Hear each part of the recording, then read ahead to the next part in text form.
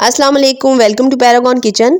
रमज़ान में किसी भी टाइप के पकोड़े को बनाने के लिए अब आपको 10 डब्बों को खोलने की ज़रूरत नहीं पड़ेगी, क्योंकि ये एक डब्बा ही आपके 10 डब्बों का सोल्यूशन होगा और आप बना सकेंगे बहुत ही कम टाइम में। जस्ट सेकंड ही आपको चाहिए होंगे और हर टाइप का पकोड़ा मिनटों में बनके तैयार हो जाएगा। और आज मैंने आपके साथ 1 किलो इंस्टेंट पकोड़ा मिक्स की परफेक्ट रेसिपी को शेयर करूंगी और आप इसे डबल करने के लिए इसकी क्वांटिटी को डबल करके भी फ़ायदा उठा सकेंगे। तो चलिए बनाना शुरू करते हैं। यहाँ पर मैंने डोडी लाल मिर्च ली है, हमें इसको दरदरा सा पीस लेना है और ये सिर्फ 1 या 2 सेकंड के लिए ही आपने बटन प्रेस करना है, तो ये दरदरी पीसकर तैयार हो जाएगी। और अब आपने इसको निकाल लेना है किसी अलग से बाउल के अंदर।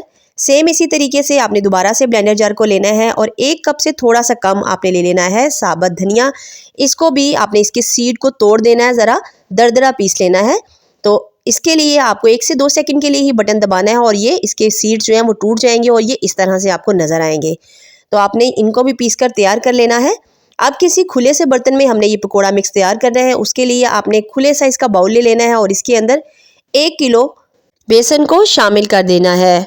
बेसन को आपने अच्छे तरीके से एक बार ज़रूर से छान लेना है और उसके बाद आपने इसके अंदर शामिल कर देने हैं स्पाइसेस। तो सबसे पहले हम लाल मिर्च शामिल कर देंगे, जो कि इस दरदरी कूट कर रखी है। उसके बाद इसके अंदर धनिया शामिल कर देंगे, जो 1 कप से थोड़ा सा कम है। अब यहाँ पर आधा कप सफ़ेद ज़ीरा आपने इसके अंदर शामिल कर देना है। 1/3 कप से थोड़ा सा कम कर लेना है आपने इसके अंदर अजवाइन को और वो इसमें शामिल कर देनी है। अजवाइन डालने के बाद आपने इसमें डाल देना है 1/3 कप ही कसूरी मेथी का और इसके साथ में आपने डाल देना है 1/3 कप ही नमक का।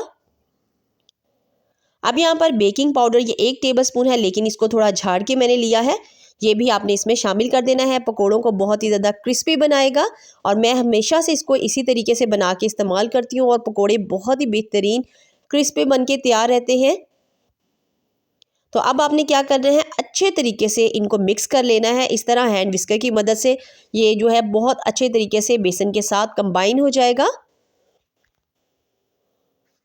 सारे के सारे पकोड़ा मिक्स को ऊपर नीचे करते हुए अच्छी तरह से मिक्स कर लेना है। इस पकोड़ा मिक्स को आप हर टाइप के पकोड़ों के लिए यूज़ कर सकते हैं। अंडे के पकोड़े, बैंगन के पकोड़े और आलू की टिक्कियाँ जो हम फ्राई करते हैं बेसन लगा कर ना, और आलू प्याज के पकोड़े के लिए, किसी भी टाइप के पकोड़े के लिए ये परफेक्ट पकोड़ा मिक्स है। मैं पूरा रमज़ान इसको इस्तेमाल करती हूँ और यहाँ मैंने आज 1 किलो पकोड़ा मिक्स की रेसिपी आपको दी है, इंस्टेंट पकोड़ा मिक्स की। आप इसको डबल भी कर सकते हैं और इसी तरीके से इतनी ही क्वांटिटी को अगर आप डबल करेंगे ना, तो 2 kilo pakora instant pakora mix आपका बनके तैयार हो जाएगा और रमज़ान आपका गुजरेगा बहुत ही सुकून के साथ। 10 डब्बों को खोलने की कोई टेंशन नहीं होगी और टाइम आपका अलग से सेव हो जाएगा। तो बहुत ही ईजी मेथड है, मैं इसको हमेशा यूज़ करती हूँ इसी तरीके को। अब इस इंस्टेंट पकोड़ा मिक्स को स्टोर करने के लिए आपने कोई भी बिल्कुल ड्राई एयर टाइट जार ले लेना है और उसके अंदर सारा पकोड़ा मिक्स जो है वो डाल देना है और इसके ढक्कन को टाइटली क्लोज कर देना है, ताकि इसकी ताजगी मसालों के साथ बरकरार रहे।